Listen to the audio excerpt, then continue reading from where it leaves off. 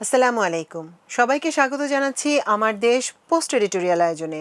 সঙ্গে আছি তামান্না মিনহাজ। আমার দেশের ব্যবস্থাপনা সম্পাদক জাহিদ চৌধুরীর লেখা পোস্ট এডিটোরিয়ালের শিরোনাম ফিনিক্স পাখির মতো আমার দেশের নতুন উন্মেষ, এক বছরেই যেভাবে আলোচনার কেন্দ্রে। চলুন দর্শক জেনে নেওয়া যাক জাহিদ চৌধুরীর পোস্ট এডিটোরিয়ালের বিস্তারিত। গণমানুষের কণ্ঠস্বর আমার দেশ, বাংলাদেশের স্বাধীনতার কথা বলে আমার দেশ, ফ্যাসিবাদী শক্তির বিরুদ্ধে ও গণতন্ত্রের পক্ষে আমার দেশ, ছাত্র জনতার জুলাই বিপ্লবকে ধারণ করে আমার দেশ, ভারতীয় হেজিমনির বিরুদ্ধে লড়াই চালিয়ে যাচ্ছে আমার দেশ। আমার দেশের লড়াই 2 দশকের।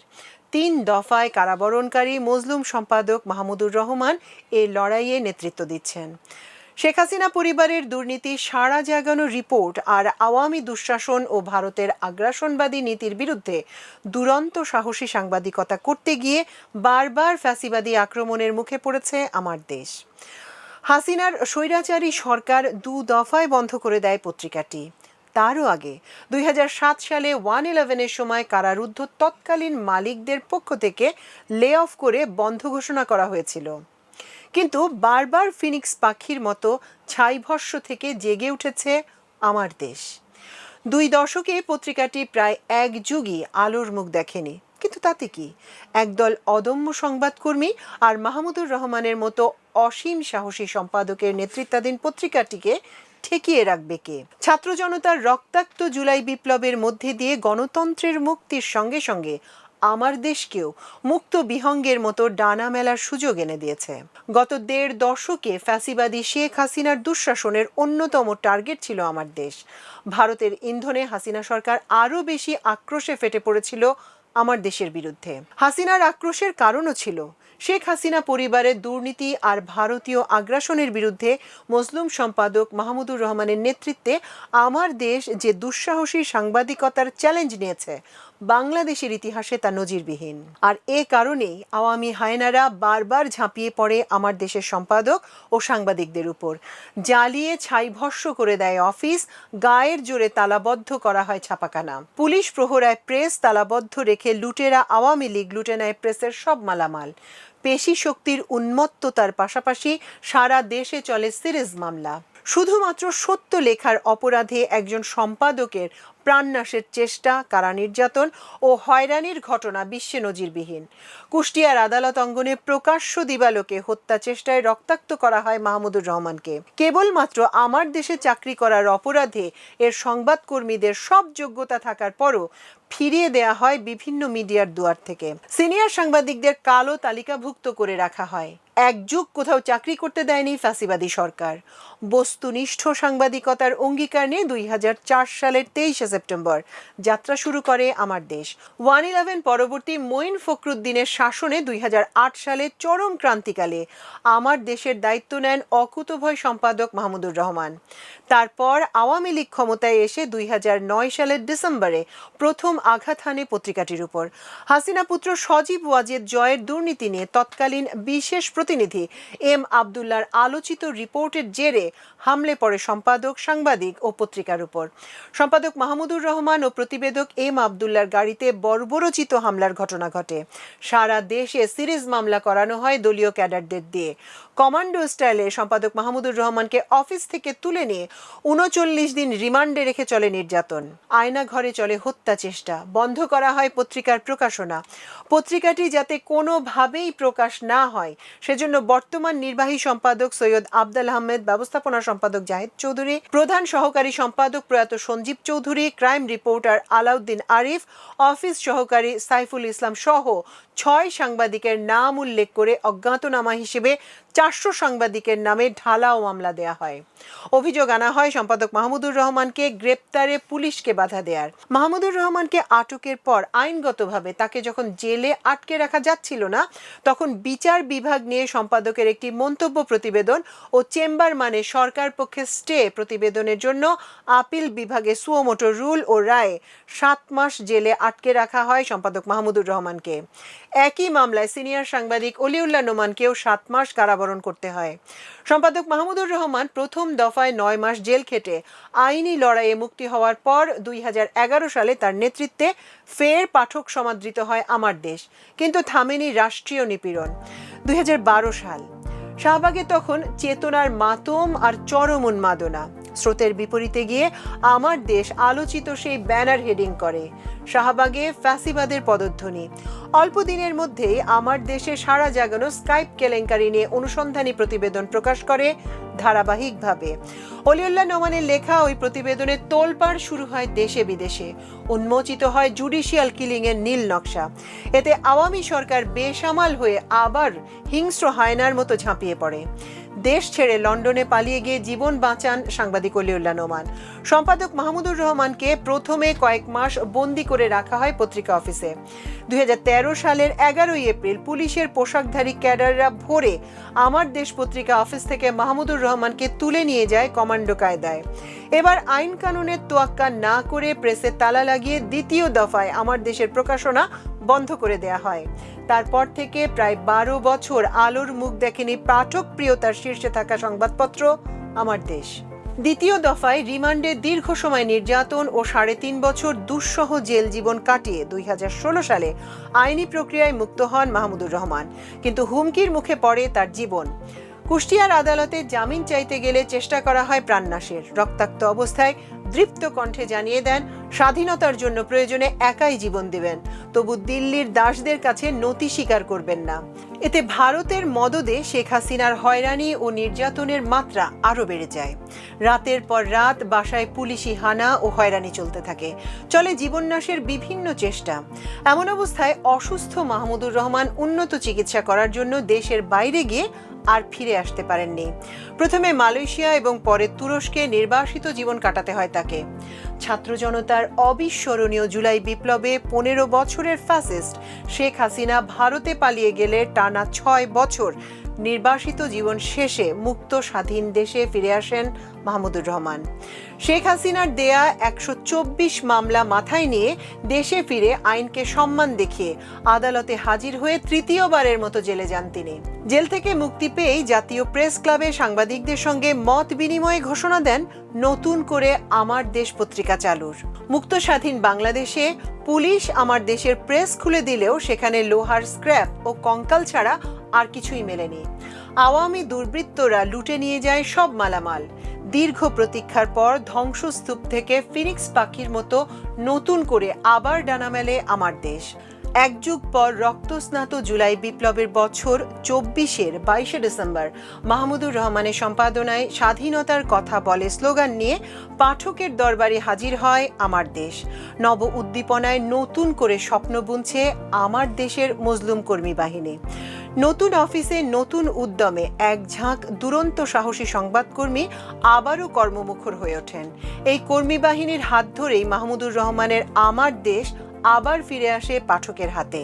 এবার শুধু প্রিন্ট নয়, সঙ্গে অনলাইন ও মাল্টিমিডিয়া 3 সেকশনেই আমার দেশ গত 1 বছরে দেশে নতুন করে আলোড়ন তোলে।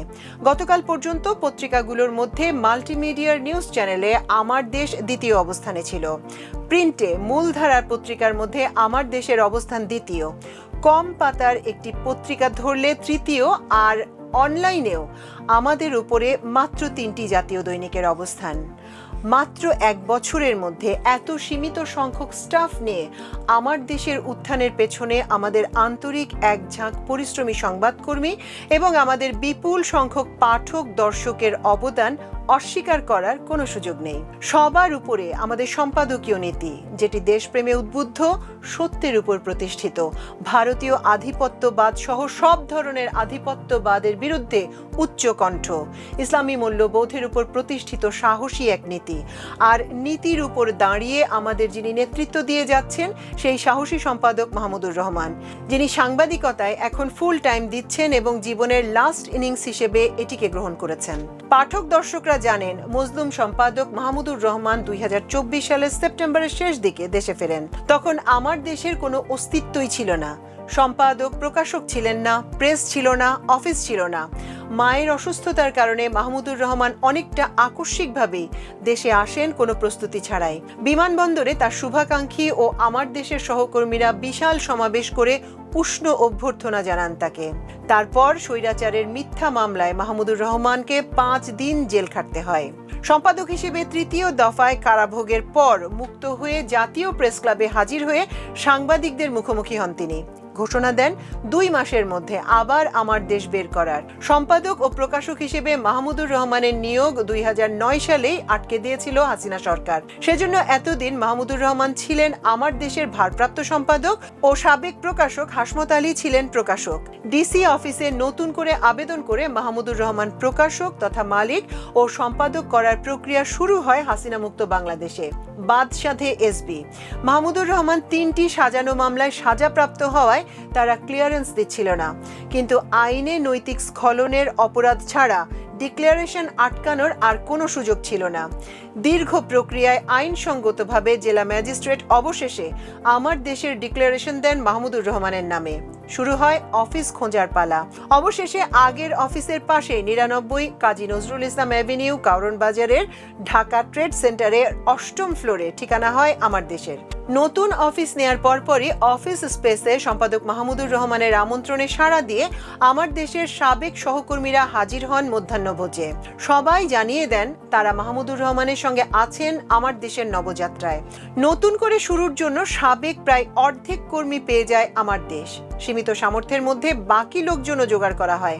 সাহস করে ছোট আকারে মাল্টিমিডিয়া ও অনলাইন টিমও দাঁড় করানো হয়। বন্ধ প্রেস খুলে দেখা যায় স্বৈরাচারের দোসররা সব লুটে নিয়েছে। ভাড়ায় নতুন প্রেসও ঠিক করা হয়। নিউজ প্রিন্টের জোগাড়ও চলে। পাশাপাশি বিজ্ঞাপন সংগ্রহ ও লেখকদের লেখা সংগ্রহের কাজও চলে। কিন্তু বাদ সাধে অফিস, কারণ কোনোভাবেই অফিস ডেকোরেশন গুছিয়ে আনা যাচ্ছিল না। মাত্র একটি রুমে ক্যাম্প অফিস বসিয়ে আমরা 48 পৃষ্ঠার একটি এবং 32 পৃষ্ঠার 3টি বিশেষ উদ্বোধনী ক্রোড়পত্র গুছিয়ে নেয়ার কাজ শুরু করি। সফলও হই।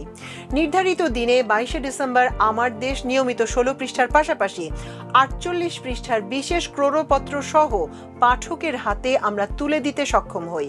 এবার আমার দেশের নতুন করে পথ চলার বর্ষপূর্তিতে নিয়মিত 16 পৃষ্ঠার সঙ্গে প্রথম দিনে আরো 24 পৃষ্ঠা এবং কালো পরশু 2 দিনের প্রতিদিন 16 পৃষ্ঠার ক্রোড়পত্র পাঠকের হাতে তুলে দেওয়ার আয়োজন সম্পন্ন হয়েছে। ফিনিক্স পাখির মতো ছাই ভস্ম থেকে আবার পুনর্জন্ম লাভ করে আমার দেশ। দেশের গণমানুষের পত্রিকা আমার দেশ গত 1 বছর থেকে পাঠকের হাতে হাতে, মানুষের মুখে মুখে। গণমানুষের এই ভালোবাসা নিয়েই আমরা এগিয়ে যেতে চাই।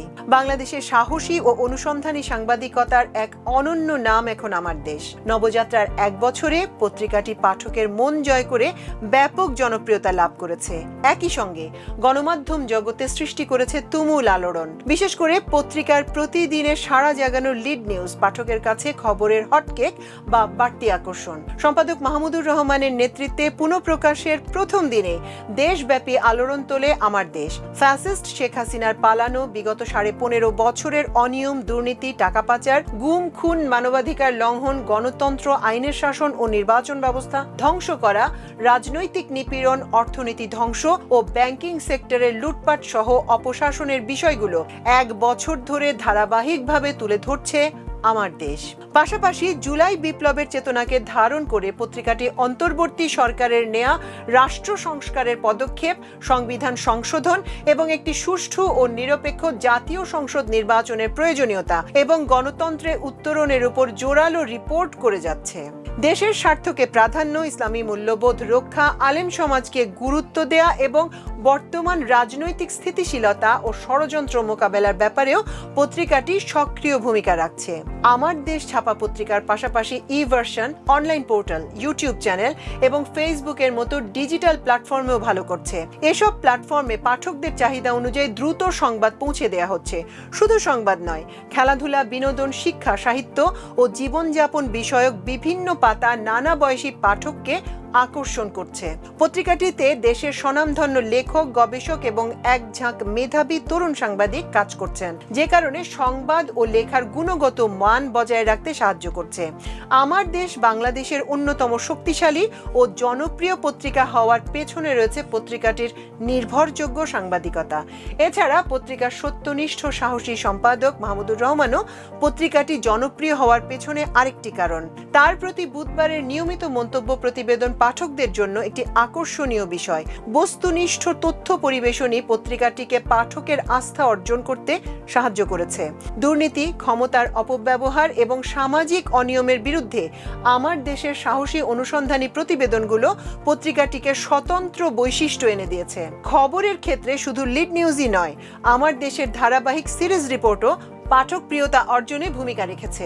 এসব রিপোর্টের মধ্যে রয়েছে জুলাইয়ে বিপ্লবে শহীদ ও আহতদের নিয়ে ধারাবাহিক প্রতিবেদন, আওয়ামী শাসন আমলে আলেম নিপীড়ন, ঢাকা সহ জেলায় জেলায় রাজনৈতিক নিপীড়ন, ৩০০ আসনে নির্বাচনী চিত্র এবং রাজনৈতিক দলগুলোর উপর রিপোর্ট।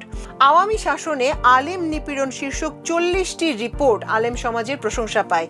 তেমনি বিএনপি, জামায়াত ইসলামী সহ বিভিন্ন দলের নেতাকর্মীদের নামে লাখ লাখ মামলা, গুম, খুন ও গায়েবী মামলার বিষয়গুলো পত্রিকার পাতায় তুলে ধরা হলে তা ১৫.৫ বছরের অত্যাচারের নিষ্ঠুর বিবরণের চিত্র হিসেবে বিবেচিত হয়। জুলাই ছাত্র গণ অভ্যুত্থানে শেখ হাসিনার পতন ও ভারতে পালিয়ে যাওয়ার পর সম্পাদক মাহমুদুর রহমানের ইস্তাম্বুল থেকে দেশে ফিরেই ঘোষণা দেন, আমার দেশ বের করা হবে। দীর্ঘ ১১ বছর বন্ধ থাকার পর মাত্র ২ মাসের প্রস্তুতিতে দেশব্যাপী পাঠকের হাতে তুলে দেওয়া হয় পত্রিকাটি। পত্রিকাটি প্রকাশের আগে রিপোর্টিং টিমকে নিয়ে বৈঠক করেছিলেন মাহমুদুর রহমান। তিনি বলেছিলেন, পত্রিকার প্রথম দিন বা উদ্বোধনী সংখ্যায় এমন একটি লিড নিউজ থাকবে যা পাঠকদের আলোড়িত করবে। সেদিনই আমার দেশের নির্বাহী সম্পাদক সৈয়দ আফদাল আহমেদ চ্যালেঞ্জটি নিয়েছিলেন। রিপোর্টের বিষয় ঠিক করেছিলেন শেখ হাসিনার গণভবনের শেষ দুদিন ও ভারতে পলায়নের অজানা কথা। ১ মাসের পরিশ্রমের ফল ছিল ওই লিড নিউজ, যার শিরোনাম সম্পাদক মাহমুদুর রহমান করেছিলেন, দিল্লিকে ঢাকা অ্যাটাক করতে বলেছিলেন হাসিনা। ওই রিপোর্ট সেদিন দেশব্যাপী ছিল একটি আলোচিত রিপোর্ট। শুধু দেশেই নয়, বিদেশে বাংলাভাষী পাঠকদের মধ্যেও ব্যাপক সাড়া জাগায় রিপোর্টটি। পাঠকরা কয়েক গুণ বেশি দাম দিয়ে সেদিন আমার দেশ সংগ্রহ করেন। ঢাকার অনেক পাঠক প্রথম দিন রাতে আমার দেশের প্রেসে গিয়েও ভিড় জমান পত্রিকাটি হাতে পেতে। ইউটিউব চ্যানেলে লিড নিউজটির ভিউ হয় ৩৭ লাখ। প্রথম পাতায় জুলাই শহীদদের ছবি নিয়েও একটি রিপোর্ট করা হয়। এভাবে নবযাত্রার প্রথম দিনে আমার দেশ সারা দেশে বাজিমাত করে। নবযাত্রার ১ বছরে আমার দেশ ৩৫০টিরও বেশি লিড নিউজ করেছে। এসব লিড নিউজ গণমাধ্যম জগতে যেমন আলোচনার বিষয় হয়ে দাঁড়ায়, তেমনি সরকার, প্রশাসন, রাজনৈতিক দল এবং সাধারণ পাঠককেও অভিভূত করে। আজকের পত্রিকা পাঠ করে পাঠকরা আগামীকালের জন্য অপেক্ষা করতে থাকেন কি লিড নিউজ আসে আমার দেশে সেটা পড়ার জন্য।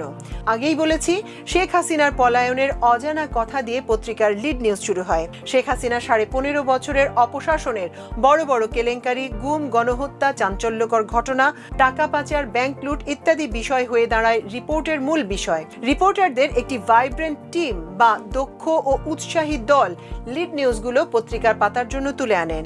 ডিজিটাল প্ল্যাটফর্মে আমার দেশের ভার্সন বা paper, online portal, YouTube channel ও ফেসবুক পেজ রয়েছে।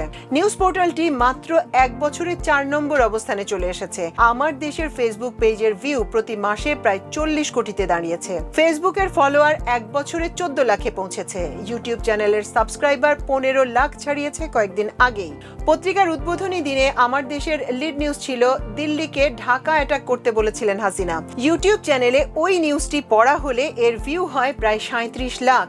এছাড়া সারা জাগানো অন্তত ৩২টি রিপোর্টের প্রতিটি ভিউ হয়েছে ১ মিলিয়ন, অর্থাৎ ১০ লাখের বেশি। গত মাসে ইউটিউবের ভিউ দাঁড়ায় ৫ কোটির উপরে, আর আমার দেশের ওয়েবসাইটে মাসিক ভিউ প্রায় ১০ কোটি। নবযাত্রায় পথ চলার ১ বছর পার করায় মহান আল্লাহ রাব্বুল আলামিনের কাছে এজন্য আমরা শুকরিয়া আদায় করছি। আমার দেশকে নিয়ে মানুষের যে প্রত্যাশা ছিল, গত ১ বছরে আমরা তার কতটা পূরণ করতে পেরেছি, দেশের মানুষ, আমাদের পাঠক ও দর্শক তা মূল্যায়ন করবেন। দর্শক, এই ছিল আমাদের আজকের পোস্ট এডিটোরিয়ালের আয়োজন। এতক্ষণ সঙ্গে থাকার জন্য অশেষ কৃতজ্ঞতা। আল্লাহ হাফেজ।